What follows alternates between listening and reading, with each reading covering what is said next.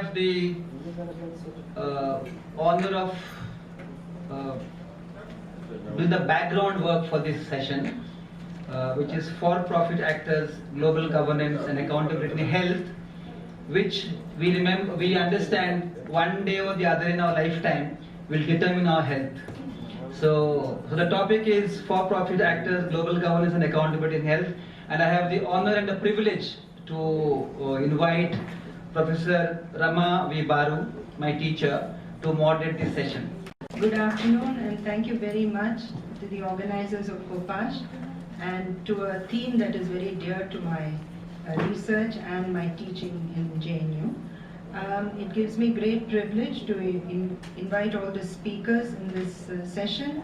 I think this is a fantastic panel, and we have a very interesting range of issues that concern for-profit healthcare and its very many avatars as it's impacting on health systems and has consequences for equity in all our countries.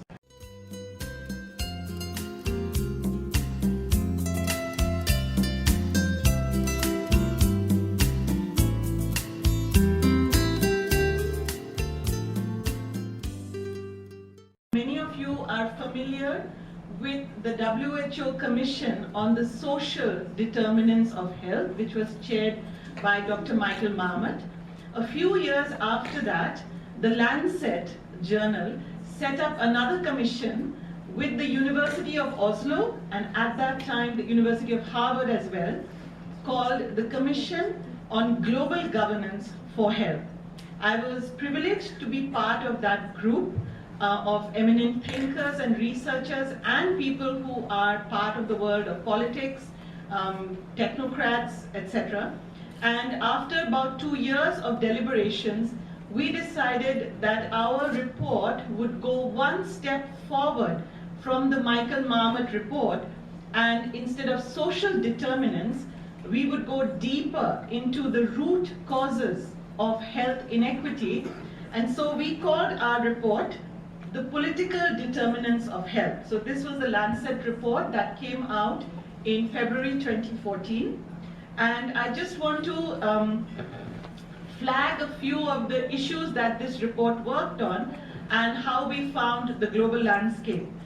So looking at 5 examples in which there were issues of trade agreements, of pharmaceutical availability, and of extractive industries and other aspects of global matters, this commission found that there are decision-making platforms which suffer from various deficits, and actually global decision-making is very weak, leading to poor global governance, especially of actors who are A, not state but private, and B, who don't belong to one country but are transnational.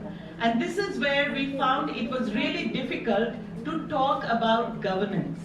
Maybe some of you have been following the track on private sector, and you must have understood the challenges that exist when you talk about something which is beyond the ambit of state, of government. And here we have something which is not only private, but it is transnational. So it does not belong or cannot be regulated by one country government alone. Let me give you 3 very concrete examples of how this plays out. So the first one is called to BT or not to BT. The second one is about bauxite mining in Niyamgiri, and the third one is about the Bhopal gas leak tragedy in 1984. So I'm just going to go through the slides. I'm not going to talk about this. This is familiar to many of you, and you know that there were attempts by a company to actually change the way that farmers were growing eggplant or brinjal. And there's a series of actions that were taken. There were a lot of protests by the farmers, by women, students, and the media. Scientists were divided. They did not know what to believe. And then when it became a debate, I think there was a lot of protest by people. There were public hearings. And finally, I think there was a moratorium on it until further research. Of course, we have slipped back from this situation after the change in government. My second example is about villagers in the Niyamgiri hills of Odisha, where we find that there are these ethnic communities called the Dongriya Kond who live peacefully near a mountain and they worship the mountain, but then suddenly a mining giant based in UK decides that it is going to do something for the environment, but what they actually need to do in Odisha is to destroy the hills and the water and the environment. This is what bauxite mining looks like. And then the tribals organized, they tried very hard to express their message through peaceful and democratic means, and finally they were able to stand up even despite police oppression, and then we find the rest of the world stood in solidarity with them, and finally the Supreme Court asked for a referendum and the 12 villages, they agreed that we did not want this company to do mining here. My third example is from Bhopal in central India, and how there is a factory that was set up, but it had a gas leak, and this was a factory set up next to dense human habitation, the slums next to the railway lines, and then the gas actually had devastating consequences on people who lived there. Thousands died, others were condemned to, some died even in the mass graves because they were half alive and they were thrown in under thousands of other bodies. And the person who was responsible, the Union Carbide chairperson, Warren Anderson, was able to escape. And since 1984, how many years is that? That's 35 years. The people of Bhopal and their disabled and deformed children have been fighting, calling for responsibility and saying that every government has betrayed us by not bringing Warren Anderson to justice and permitting Union Carbide to change its face to become Dow Chemical and to be completely unaccountable. So in this, I think what we are talking about is that when these kind of actions occur in which you have enormously large and powerful transnational forces that are having devastating impacts upon the health, the food security, the water, and the air that we breathe, the food that we eat being genetically modified, and the very powerful forces, not just of the government, but sometimes even of scientists and politicians who are actually supporting what they are doing. The struggles of the people have to be protected and upheld by an international framework that actually calls such actions to account. The kind of social accountability we are seeing in this conference can be done by groups of poor people in local settings. But how are they going to fight in transnational settings with corporations, with decision making that happens thousands of miles away from the area where they can work? So to end, we actually felt that civil society across the world must stand in solidarity with these local people's struggles. We have to stand with them where they are struggling against extractive industries like mining, where they are looking at free trade agreements and other agreements to introduce things like the BT, modified crops, etc. And civil society across the world, researchers across the world need to stand together and to convince the international actors that they must engage in stronger global governance to safeguard our health. I am going to now reflect a bit on the global that Yashodhara alluded to, focusing a little bit on the transnational and what is happening at the global level and how that has implications for our health systems at country levels. I want to begin with situating my talk in the concept that has been alluded to a number of times over the last day and a half. And just want to unpack neoliberalism, there are several distinct understandings of neoliberalism, what we've heard constantly in this symposium is the rolling back of the state or a hollowing out of the state. But it also includes the rolling out of state formations in the name of reform. Rolling out meaning dispersing power across a wide range of actors, both public and private, and creating conditions for markets to flourish via endorsement of policies and priorities that are emphasizing liberalized and privatized healthcare systems and economies.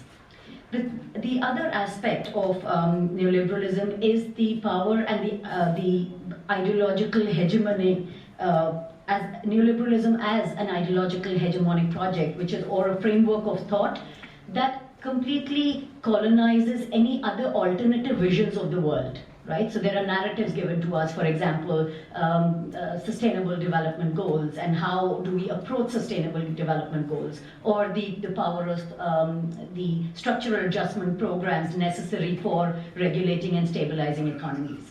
And I think this is a particularly very dangerous element of neoliberalism that we see in today's times. And that is resulting in that the whole crisis of growing inequalities in health and wealth and a growing disenfranchisement of people. So first I want to focus a little bit on the public-private partnerships paradigm. After 2 decades of structural adjustment programs and then aid conditionalities, what we witnessed is this steep rise of the paradigm of public-private partnership in the 90s.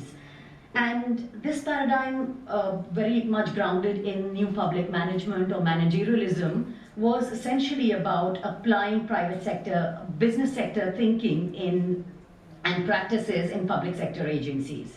This rationale was mainly strengthened by the idea that states have failed and that traditional multilateral systems are unable to meet complex needs, complex health and development needs, and as a result, we need more. We need the private sector and partnerships with private sector to address a number of issues. So there was the rationale of efficiency savings, pooling private resources and strained public resources, justifying the weak health systems or weak public governance as a result of structural adjustment programs as the necessary, as the reason for why private sector needs to be partnered with. So with this establishment of this paradigm in the late 90s, we see about by just 1,120 plus global health partnerships emerged at a global level, and there are even more complex configurations of public and private sector arrangements at the country level, and I'm not going to go at the country level. But you see a number of these global fund, the Gavi program, the Stop TB, Rollback Malaria emerged in by early 2000. And each of these were focusing on very vertical disease control programs and highlighting an approach which was a very magic bullet approach, which is now also referred to as the Gates approach for governing health. Now, more recent push that we see and in this context is framed within these narratives of sustainable development goals, where one of the goals really talk about ensuring public-private partnerships can essentially pave the way for addressing the development crises and development goals. And also a number of other global commitments like the Financing for Development Summit that happened in 2015, the Primary Care Coalition formed in World Economic Forum. And you can see that these series of global commitments led to this growth and consolidation of a range of private sector actors and also activities within global health. It also led to a blurring of the roles of public and private sector in these partnerships, and of course diffusing accountability, which I'll come to in several examples here. The current health policy and system priorities are really being very embedded and firmly embedded in neoliberalism, an economic system that is calling for the state to create these enabling conditions for markets to thrive and flourish. What we need is therefore a very radical reform. We cannot simply be talking about cosmetic changes to the current status quo, but we really need to question and resist these unchallenged explanations. For example, that public-private partnership offers a win-win arrangement. We need to carefully monitor these global financial flows, demand greater transparency from donors. We also need strong mechanisms and actions for accountability which are directed towards states, multilateral and bilateral institutions, and of course the private sector. And finally, we just need more radical proposals to really redistribute wealth and a social movement based on rights and social justice that can force states to abandon a politics which for last decades has really accrued power to markets and the financial sector. So you might have seen, many of these cancer medicines, they are highly priced. And end of the day, what's the benefit it brings? Oh, the last stage, if you use this medicine, it will enhance 5 months to your life, or 6 months to your life. And what's the price? $5,000 per month. So this is a clear case of, there is a medicine called Nexadir. It uses at the last stage of your liver cancer patient, and it extends your life for 6 months. But the price is $5,000 per month. So $30,000 for 6 months life. But I know this kind of business practices are there. As a result, human rights are being violated. What kind of human rights? Of course, right to health, because access to medicine is an important element of right to health that is being denied, and these high prices always result in public provision of medicines, even if there are public provisions. So in many developing countries, there is less public provisioning of medicines, and people won't able to access the medicine even though there is an innovation. So this is right to health violations, and it also violates violates something called right to science. There is one of the important human rights that people have the right, or the state has the obligation to ensure that people can enjoy the progress of science and its application. So now you have a medicine here, it can extend your life for 6 months, but it is being denied because of the high price. So there is a right to science denial and right to health denial. So therefore, it is important to fix the accountability of pharma industry. Then there is another issue also, which is in a way I'm just taking from what Anuja left. Anuja mentioned about a lot of partnerships. And pharmaceutical industry is part and parcel of many of these partnerships. And visibly and invisibly. What is the invisible partnership? You might have seen the biggest partnerships, entrepreneurship is through BMG, through the BMG. So BMG has investment in all the major pharmaceutical industry, not the foundation, but the BMG Trust. So the BMG Foundation gets all the money from, there is another trust called BMG Trust. The trust has investment in all the major pharmaceutical companies. So the so as a result, whenever you have a partnership, they won't challenge the status quo. They will always take a stand which favoring the pharma companies. This is the risk. And second, pharmaceutical companies also indulging in something called quality and norms and standard setting processes at the WHO level as well as outside WHO. So how do we hold them accountable? What's the current mechanism? At the international level, there are two processes we can try to hold them accountable. One is a working group on business and human rights, which basically looking at the implementation of a guidelines on UN guideline on business and human rights. So this working group, among their mandate, one of the mandate is to look at the enhance the access to justice and remedies for human rights violation of transnational corporations. And another process is currently underway to have a binding treaty on business and human rights to remedy the violations of human rights, violations of the transnational nature. So this treaty currently under negotiation in Geneva, so which has basically three provisions, which basically many provisions, but which has basically addressing three issues.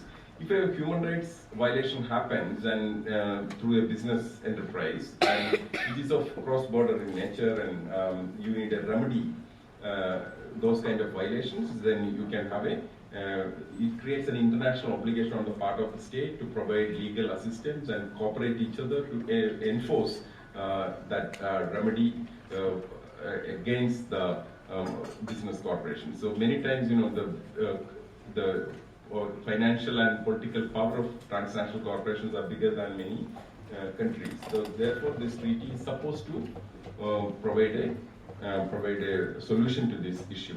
So this treaty is currently under negotiation, but the business working group is functioning currently. So these are two mechanisms wherein which you can seek some accountability.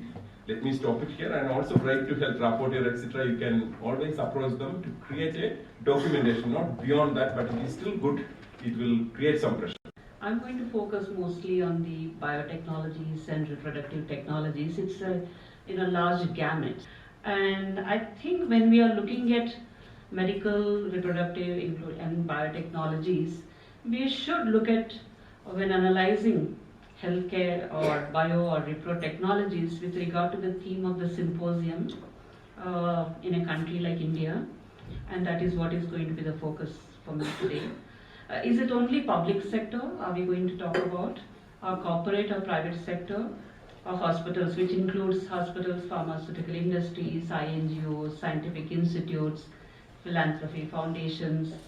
Are they accountable? Are the other institutions of power, that is religion and family too? I think that is something which I would like to add to the discourse on the technologies, which we often go private, public, and we are not moving beyond those boundaries. I start with Make in India. This is a program which was initiated when this government came into power in 2014. They encouraged the private sector. It continues to be at the top of the national agenda even today. It didn't go anywhere. It's much more now. As seen in the government's Make in India initiative in 2014. So the campaign slogan you can read, it is Identify in India, Invent with India, which I'm just trying to say public-private partnerships, implement globally, which we heard from the previous speakers too. The campaign's mission was to promote foreign investment in India's biotech industry. That was a major objective. So the market rhetoric pitches India as among the top 12 biotech destinations in the world, with a huge consumer base and large domestic market. Surely, it might improve in India can be imagined to be both social and technological. This is a question I'm posing.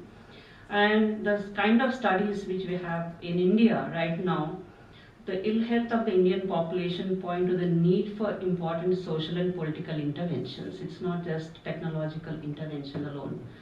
So Make in India Drive is an invitation, or rather an initiative offering unconditional support of the sovereign in bypassing, this is my friend Aditya Bharadwaj says, the red tape and several layers of control. And how do we, when we have new forms of business, are the partnerships coming up as a result of all these things which have transnational characteristics when we don't have national boundaries? Now, how do we establish regulations, which will be my last point in the conclusions, which ensure that they can be succeed in the face in emergence of not having a national boundary? So what are the ethical, legal and transparency issues in the current regulatory environment nationally and also at international level? So this is my first case study. You must have seen the people who are sitting here from India. The 70-year-old woman, she gives birth to twins. It became a national news everywhere, I was in Netherlands recently, and there were also people asking me from different countries. They read it everywhere. How is it possible? So 74-year-old woman, her husband is 78. They give birth to twins in India after in vitro fertilization. In the layman's language is test tube baby treatment. It is not actually a treatment.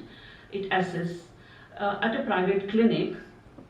As the couple did not have children and they were desperate to have a biological child even after 57 years of marriage. So the doctors, this is again at a private hospital, claim the success now, the couple are in, but right now, they called it success, but the couple right now, they are going to health crisis, and which we never get to know. Only the success thing will be everywhere in the media, but what they are going through now with the health, which is nowhere in the scenes. And the second thing is very, very, in the sense relevant to us. You can see we are going to have a festival very soon, next week. It is called Diwali, Lights Festival. And you have this big picture So here, dear visitor, we have received a great response from you all, because of which we are extending the offer till this Diwali. In case you missed out on the opportunity earlier, please fill the form soon and we'll get back to you. Happy Diwali. So free consultation, everything freebies. So this is something which is like package booking. So how the commerce interferes with science, that is what I'm trying to bring in here. The second example is this is also another big national news. It's called uterus transplant. The woman from Gujarat, she becomes India's first always makes news, right? To give birth after uterus transplant. So she's just 28-year-old, her name is Meenakshi from Gujarat, who has undergone a uterus transplant, gave birth to a baby girl at a private hospital, Galaxy Care in Pune. Interestingly, it was her mother's uterus, and the way they said, like, it doesn't have any use anymore. That kind of language, it has come, actually bothers me a lot, and which has been transplanted in Meenakshi's. However, with regard to the new biotechnologies, specific attention needs to be paid to the marketing of drugs, which Gopal has already spoke, the funding of science and technology, which has come through in the previous speakers' presentations, the adoption of the regulatory and patenting policies, health system capacities. Do we have that kind of capacity to absorb these technologies at our tertiary and primary healthcare levels?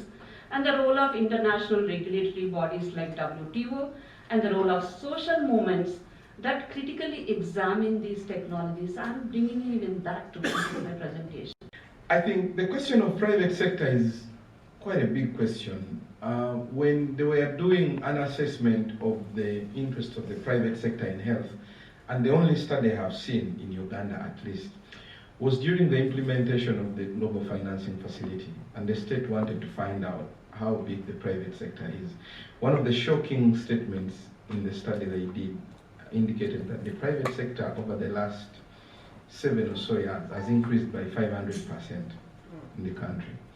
Now, when I looked at the next statement, it indicated that the public sector, on the other hand, was increasing by less than 50%. So, which is quite shocking.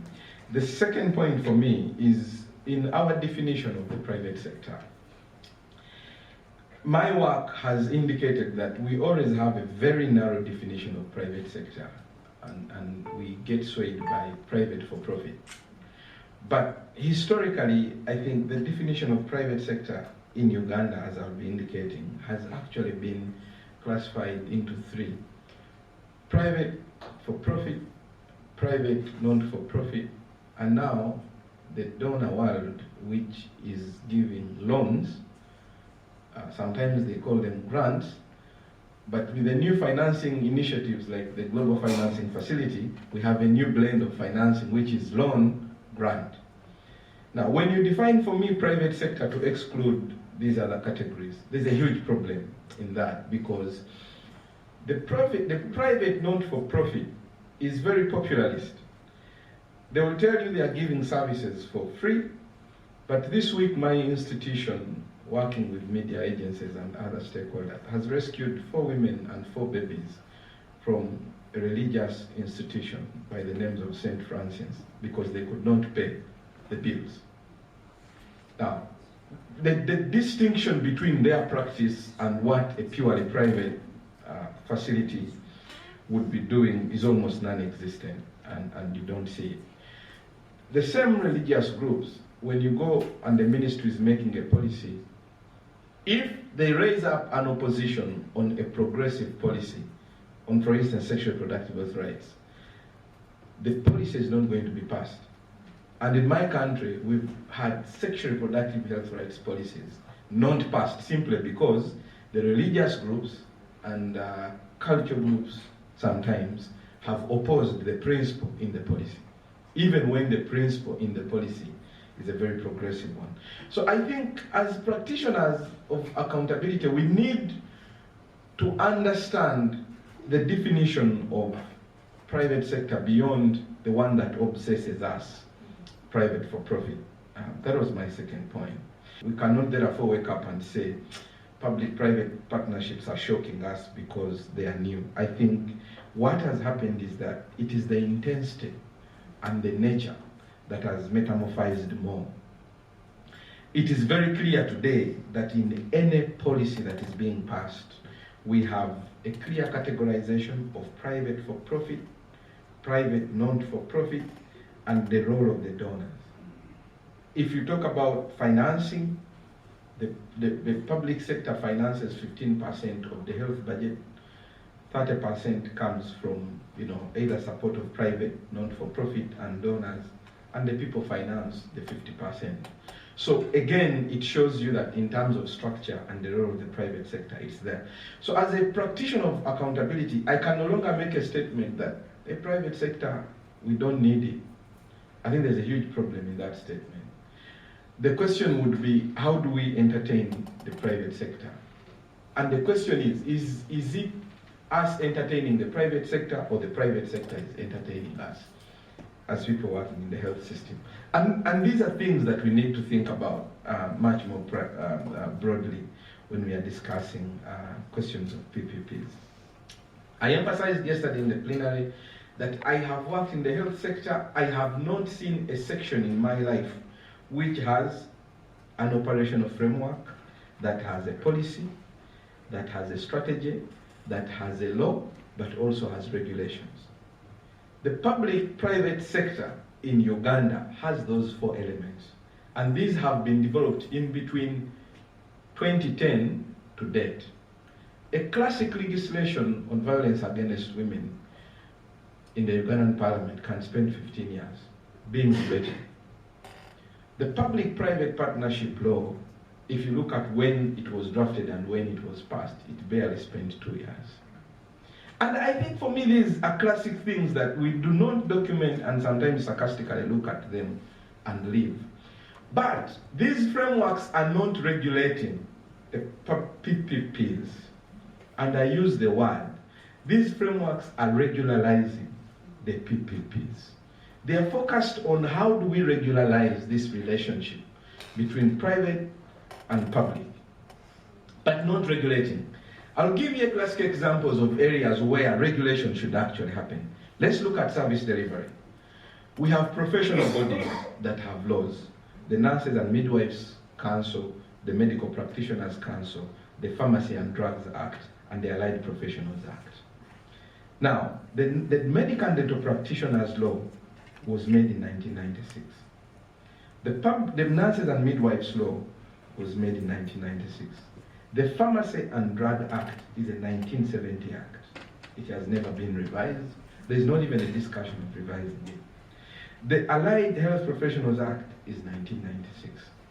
All these legislations are up for review, but the conversations on reviewing them is almost non-existing. So if you had a question on whether there is actual regulation that is happening, I think that is not happening.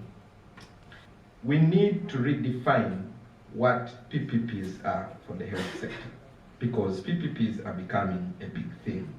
I think it is becoming increasingly important that the regulation of the private sector is held up much more than it is, that we see, and let's reclaim the state. The state has to be reclaimed, and the function of the state has to actually be highlighted much more. Thank you very much. Thank you very much. The last speaker. And also how the private sector abuses the laws and legislation in order to create an extra burden on the citizens, of the people, to access the healthcare services. You have very highly centralized health systems, and they do not take in account the local needs of the citizens, especially not for the marginalized group of the population. We have very poor management of the healthcare system. That's why most of our public hospitals are in very poor condition, lack of staff, lack of equipment, and so on. And this pushes people towards the private hospital, which are shiny and bright, which offer very good conditions, which are very attractive, as we have seen. They have very good commercial and so on. So Also, there is a very long waiting period to get specialized service in the public sector. So people wait for months or years, and that's why also again pushes them to the private hospital when they can schedule an appointment in a week or two. We have underdeveloped primary health care. Unfortunately, in the Western European countries, most of the cases are resolved in primary health care. Our primary health care is just a referral point. They just treat, I don't know, common cold or flu. Everything else is referred to the secondary, tertiary health care, and that's why it gets congested and there are long waiting periods. So the private sector is using this and attracting patients towards them. Also, of course, the private sector, as everywhere, pushes patients to use more and more services. Luckily, we don't have cases as here for unnecessary surgical procedures, but we have very much cases of unnecessary diagnostic procedures, CAT scans, MRIs, and other expensive procedures, which are done unnecessarily in the patients in the private sector. Uneven geographical distributions. Most of our doctors and hospitals are concentrated in the capital and major cities. Rest of the population doesn't have access to the geographical access to the public services. Also, the prices and availability of medicine. We are small markets. My country, Macedonia, is only 2 million people. We are small markets, and the prices of the medicines are higher than in the bigger countries. So this is another issue. And also we have some regulation that although the medicine is covered by the health insurance fund, they put some financial quota in the pharmacies. So if the financial quota is gone, after the 15th in the month you cannot find medicines under the coverage of the health insurance fund and you must pay them privately. So that is another issue. And again, it's the issue of corruption, because especially we have found that among marginalized group as a Roma ethnic minority, they have more problems to find medicines under the covered by health insurance fund than the majority of the population. So again, it's up to the pharmacist whether we will be honest with you, does he have the medicine for private payment or for health insurance coverage. Unnecessary hospitalizations are very common in some of the countries. And also there are certain barriers in access to health insurance, although by the law everybody should be insured. Still, there are many traps and barriers that at least 10% of the population in these countries are not covered by the health insurance, and they pay full charge for the services. I will give you some examples from Macedonia, where I live and work, with the primary healthcare gynecologists. Primary healthcare providers in Macedonia are all private, and not all, but majority are private entities, and they have contract with the health insurance fund. So private gynecologists are paid through per capita payment model. So they receive monthly certain amount of money for each woman which is enrolled. And women and girls above 12 years old have rights and entitlements to have their own registered gynecologist on the primary level. But there is insufficient number of gynecologists on a primary level in Macedonia, and they are unevenly geographically distributed. Although by the law, the primary healthcare services are free of charge for the patients because they are paid by the health insurance fund through the per capita model, all the gynecologists on the primary level in Macedonia are charging women different amounts of money for the services, illegally. From $10 to $15 to $25, each service is charged. And of course, there is a lack of transparency and accountability of their work because they are private entities, and although they receive money from the state, they are not falling under the law for the freedom of information, so you can get no information among them. So it's very strange, and I don't know what we will do. I know that we have to, as NGOs sector, as civil society, we must work much more on this because now we see the real threat. Before it was not quite so much threatening in our country, but now it becomes a real threat. Thank you.